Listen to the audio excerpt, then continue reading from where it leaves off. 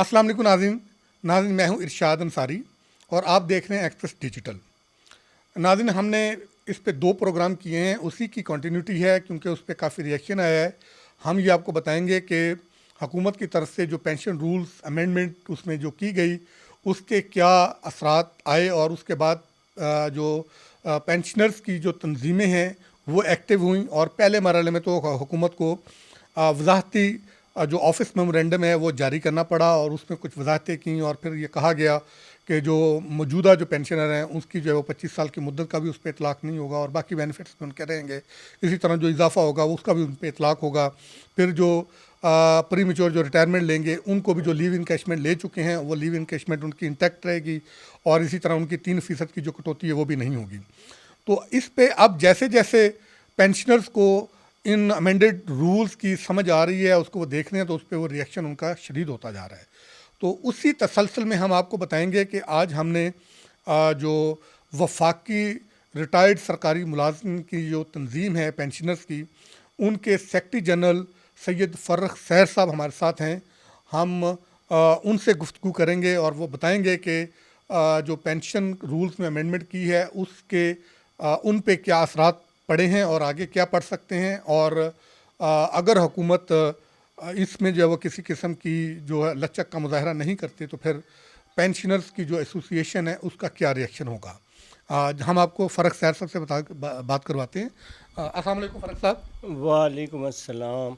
सबसे पहले तो मैं एक्सप्रेस का शुक्रगुज़ार हूँ कि आपके तवज्जुह से आला हुकाम तक हमारे जो तहफ़्फ़ुज़ात हैं वो पहुँचेंगे। सबसे पहले मैं ये देखता हूँ कि एक तरफ तो हुकूमत कहती है महंगाई है, पेंशन हमारे ऊपर बहुत बोझ हैं, लेकिन दूसरी जानिब हुकूमत अचानक जजों की तनख्वाहों में बेपनाह इजाफ़ा करती है। यकीनन उनका हक़ है, लेकिन ये हक़ आपको ये नहीं देता कि आप पेंशनरों और गरीब मुलाजिमों के पेंशन में कटौती करें। दूसरी जानिब आपने पार्लियामेंटेरियंस के तनख्वाहों में बेपनाह इजाफ़ा कर दिया।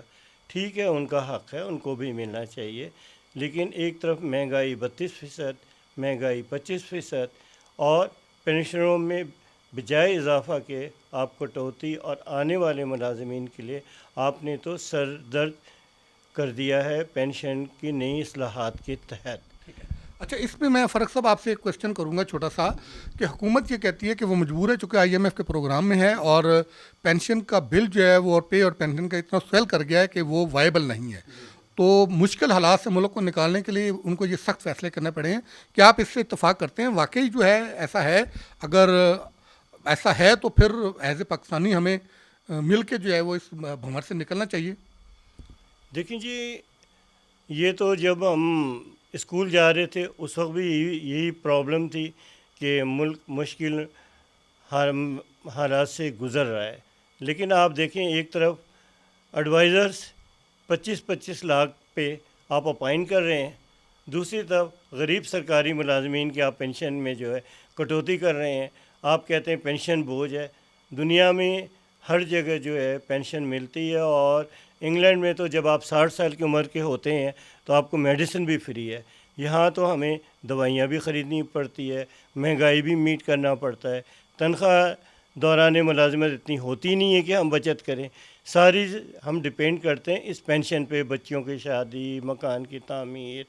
अब हुकूमत सिर्फ़ और सिर्फ छोटे मुलाजमीन के पीछे लगी हुई है कि इनकी पेंशन ख़त्म की जाए, ना कि हुकूमत को चाहिए कि मौजूदा महंगाई के पेश नज़र पेंशन जो है उसका फार्मूला जो है वापस ले। क्योंकि हुकूमत ने 2 साल की पेंशन पे जो एवरेज किया है, तो इससे मुलाजमीन के पेंशन में इजाफे के बजाय में एक तरफ महंगाई में इजाफ़ा हो रहा है, दूसरी तरफ पेंशन में कटौती हो जाएगी। हाँ, इसका थोड़ा सा ये बताइएगा, यही मैंने आपसे अगला क्वेश्चन करना था कि ये जो 2 साल की एवरेज पे उन्होंने कहा है, तो इससे एक जो मुलाजिम रिटायर्ड होगा उसको एवरेज कितना नुकसान होगा और इसका कम्यूटेशन पे क्या फ़र्क पड़ेगा और बाकी चीज़ों पे क्या इसके असरात पड़ेंगे? देखिए, इससे पहले तो गवर्नमेंट जो है वो लास्ट पे पेंशन जो है वो देती थी। अब गवर्नमेंट ने पिछले 2 साल, यकीनन पिछले साल तो तनख्वाह मुलाजिम की कम होती है, इंक्रीमेंट लगता है, फिर जब उसकी रिटायरमेंट की डेट आती है तो पेंशन में इजाफ़ा हो जाता है, तनख्वाह में इजाफ़ा होता है, उसी पे पेंशन पे इजाफ़ा होता है। फ़र्ज़ करें कि पिछले साल अगर एक मुलाजिम की तनख्वाह 800 थी और इस साल लास्ट पे उसकी 1000 रुपये है, तो टोटल जो है बजाय 1800 बनती है 2 साल की एवरेज की, जो गवर्नमेंट ने अभी फार्मूला किया है। तो 1800 में आपने जो एवरेज पेंशन निकालना है, वो यकीनन मुलाजमीन की न सिर्फ पेंशन कम हो जाती है बल्कि उसकी कम्यूटेशन भी कम हो जाएगी और वो इंतहाई खसारे में चला जाएगा। 1000 रुपये पे अगर आप गवर्नमेंट लास्ट पे से अगर बनती है 1000 रुपये, तो 1000 रुपये में तो पेंशन ज़्यादा बनेगी बनिस्बत जो है अगर 2 साल का आप करते हैं तो वो 2000 बनती है। अगर पिछले साल 800, इस साल 1000 है, तो एवरेज 1800 बन जाती है। जो एवरेज है इसमें सरकारी मुलाजिम का सरासर नुकसान है, कंपटीशन में हज़ारों रुपए का, पेंशन में हज़ारों रुपए का नुकसान है। वो बेचारे पहले ही मरे पड़े हैं, आपने ये एवरेज करके एक नई कहानी शुरू कर दी है। आपने अगर करना है तो आप जो अर्दली अलाउंस पेंशन के साथ लेते हैं आप उसे ख़त्म करें। आप क्योंकि मसाइल तो मुल्क के माशी मसाइल सारों के लिए हैं, ये सिर्फ बेचारे गरीब मुलाजमीन के लिए नहीं है। ग्रेड 20 से अफसरान जो है पेंशन के साथ जो है रिटायरमेंट के बाद उनको अर्दली अलाउंस भी मिलता है, जबकि वो अर्दली रखते भी नहीं है। तो आप उसको ख़त्म करें। यानी आप ये कहना चाह रहे हैं कि सिर्फ छोटे मुलाजमीन नहीं बल्कि अगर मुल्क के मसाइल हैं तो वो सब के लिए, और सब अपना जो है वो कहते हैं ना कि हिस्सा बकदरे जुस्सा जो है वो अपना इसमें हिस्सा डालें। जो जजेस को मराहत मिलती हैं या इसी तरह जो है वो बड़े ब्यूरोक्रेट्स को मिलती हैं या मिलिट्री के जो लोग हैं उनको मिलती है, कुछ सब के साथ यकसा सलूक किया जाए, आप ये कहना चाह रहे हैं? जनाब, मेरा कहने का ये मकसद है कि ग्रेड 1 से 16 नहीं, ग्रेड 1 से 22 तक सबसे आप कुर्बानी लें, हम इसके लिए तैयार हैं। लेकिन ये नहीं आप कर सकते हैं कि आप छोटे ग्रेड वालों को जैसे आप निकाल रहे हैं 1.5 लाख 2 लाख, आप जनाब साहब पेंशन भी कम कर रहे हैं।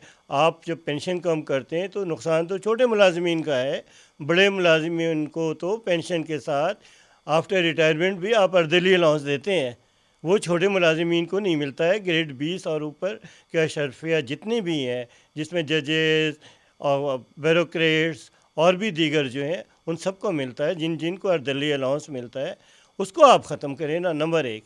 नंबर 2, सबसे ज़्यादा जुल्म आपने ये किया है कि जो मिस्टर और मिसेस, मियाँ और बीवी दोनों जॉब करते हैं, एक रिटायर हो जाता है, तो आपने अब ये पाबंदी लगा दी है कि या वो तनख्वाह लेगा या वो ख़ातून तनख्वाह लेंगी, वो अपने मियाँ का पेंशन नहीं ले सकती हैं। हर सर्विस करने वालों का ये हक़ है कि उसको रिटायरमेंट के बाद या जब उसकी पेंशन जो है लागू होती है तो उसका पेंशन उसके फैमिली को मिलना चाहिए, बेशक वो सर्विस में हो। आपने ये क्या कि एक पेंशन किया है और उसकी मिसेस जो कि अगर या मिस्टर जो रिटायर हो गए हैं उसकी पेंशन दूसरी मियाँ या बीवी दोनों में से कोई भी आप नहीं ले सकेंगे। ये आपका सरासर जुल्म है। जब मैंने सर्विस किया है तो मुझे पेंशन मिलना चाहिए या मेरी फैमिली अगर सर्विस कर रही है, लेकिन मेरी पेंशन तो बनती है और मेरी पेंशन भी मेरी फैमिली को मिलनी चाहिए।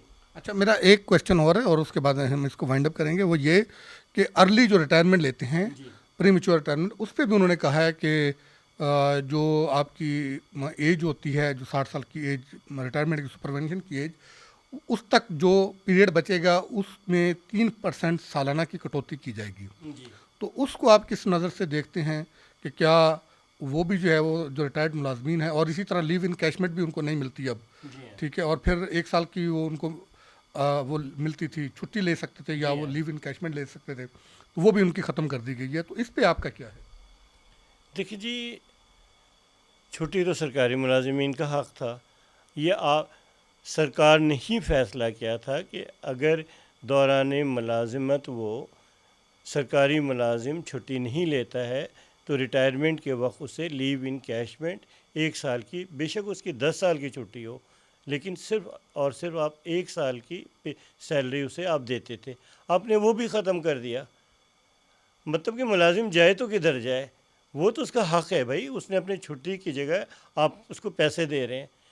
मुझे ये नहीं समझ आती है कि सारी प्रॉब्लम जो सरकारी मुलाजमीन से, सेनेट, ब्यूरोक्रेट्स, वकील, जजेस, बिजनेसमैन, ज़मींदार, इनके ऊपर भी तो खुदा के लिए कुछ करें। आप पहले ही इतना लंबे चौड़े आप टैक्स लगा चुके हैं सरकारी मुलाजमीन का। कोई टैक्स देता है मुझे ये बताएं, सिवाय सरकारी मुलाजमीन के जो आप बाय फोर्स काट लेते हैं। बैंक जाएं, शॉपिंग इस पे जाएं, तनख्वाह से हमारी कट जाती है, फिर आप पेंशन पे लग गए, हम जाएं ये खुदकशी करें। फिर 3% कटौती भी उन्होंने कर दी। फिर आपने 3% और सिर्फ यहाँ तक नहीं, अभी भी आपको आप कहते हैं जी ये हो जाएगा। वज़ीर ख़जाना साहब, काश आप सरकारी मुलाजिम होते, फिर हम आपसे पूछते कि पेंशन पे पेंशनरों को कितना डिपेंड करते हैं, वो अपनी ज़िंदगी का वो उनका सरमाया होता है। दूसरे मुल्कों ही से आप सब सीखें कि वो पेंशनरों को कितने बेनिफिट देते हैं और आप बजाय देने के वापस ले रहे हैं। प्रिसाइजली आखिरी क्वेश्चन है, प्रिसाइजली इसका जवाब दीजिएगा कि बदकिस्मती कह लें या जो भी कह लें कि अभी तक आपकी तंजीम उस तरह से फ़ाल नहीं है, अपने पेंशनर्स के लिए आवाज़ नहीं बन सकी। थोड़ी सी आपने आवाज़ उठाई, उसका अमेंडेड जारी भी कर दिया। अब अगर ये गवर्नमेंट इसको कंटिन्यू रखती है तो आपका क्या रिएक्शन होगा? कि आप फिर सड़कों पे आएंगे, क्या करेंगे, नेगोशिएशन करेंगे? अभी तक किसी से आपने बातचीत की या हुकूमती हलकों से किसी ने आपसे बातचीत की मुज़ाकरत के लिए? देखिए जी, जब से ये तो नोटिफिकेशन अभी आया है 1 जनवरी से, ठीक है ना। बात ये है कि हमने तो गवर्नमेंट को अपील भेजा, हम हर वो काम करना चाहते हैं जो आइन के दायरे में है, जिसकी हमें सरकार इजाज़त देती है। हम अपने हाथ में कानून नहीं देना चाहते हैं, लेकिन मैं उस वक्त से डरता हूँ उन सरकारी मुलाजमीन से, या तो वो ख़ुदकशी कर लें या तंग आए बजंग आए वाला फार्मूला ना हो। हाँ, ये फार्मूला ना हो कि हमें भी रोडों पे निकलना पड़े। हम वैसे ही बूढ़े लोग हैं, आप एक डंडा मारेंगे तो हम तो मर जाएंगे, फिर ये वो भी आपकी ज़िम्मेदारी होगी। खुदा का खौफ करें और पेंशनर और सरकारी मुलाजमीन से हट के भी आप जो है दूसरों पे भी तवज्जो दें और वहाँ से भी टैक्सेस वसूल करें। हम ऑलरेडी टैक्स दे रहे हैं और देते चले जा रहे हैं। शुक्रिया। Thank you sir ji, thank you very much. नाज़रीन, आपने जो पेंशनर्स की एसोसिएशन है उनके सेक्रेटरी जनरल सैयद फ़रक साहब की गुफ्तगू सुनी। यकीनन उनकी बातों में वज़न था, दर्द था, और एक सरकारी मुलाजिम जो है वो अपनी पूरी ज़िंदगी जो है वो सरकार को देता है और वो इसी आस पे देता है। हालांकि वो सर्विसेज अगर वो प्राइवेट सेक्टर को फराहम करे तो उससे कई गुना ज़्यादा कमा सकता है पर मंथ, लेकिन वो सेक्रीफाइस करता है, इसी आस पे करता है कि उनका बुढ़ापा सुकून से गुजर जाएगा, और बुढ़ापे में अगर उनको कोई बीमारी आ जाती है या उनके कोई खुदा न खास्ता डेथ हो जाती है तो उनकी जो अहल खाना है, फैमिली है, वो कसम पुरसी की उस तरह ज़िंदगी नहीं गुजारेगी, कम अज़ कम बाइज़्ज़त तौर पे जो है वो अपनी ज़िंदगी गुजार सकेगी। लेकिन अब जब गवर्नमेंट जो है वो शिकंजा टाइट किए जा रही है सिर्फ एक ही सेक्टर पे, तो उससे उनके जो एहसासात हैं वो मजरूह हुए हैं, वो हर्ट हुए हैं। तो ये हमारा असासा है, हुकूमत को वाकई इस पर सोचना चाहिए। अगर मसाइल हैं तो ये बात इनकी बिल्कुल दुरुस्त है कि गवर्नमेंट अक्रॉस द बोर्ड इस बोझ को शेयर करे, अशराफिया को भी ऑन बोर्ड ले, सिर्फ उन्हीं लोगों पे इसका जो है वो बोझ ना डालें कि जो मजबूर और बेकस लोग हैं, कि जो उस तरह से आवाज़ नहीं उठा सकते या उनकी उस तरह से अप्रोच या पहुंच नहीं है। तो लिहाजा अरबाब इख्तियार को ये सोचना चाहिए कि ये हमारा असासा हैं, इनकी हम कदर करें और बैलेंस रह के जो है वो पॉलिसियाँ अपनाएं।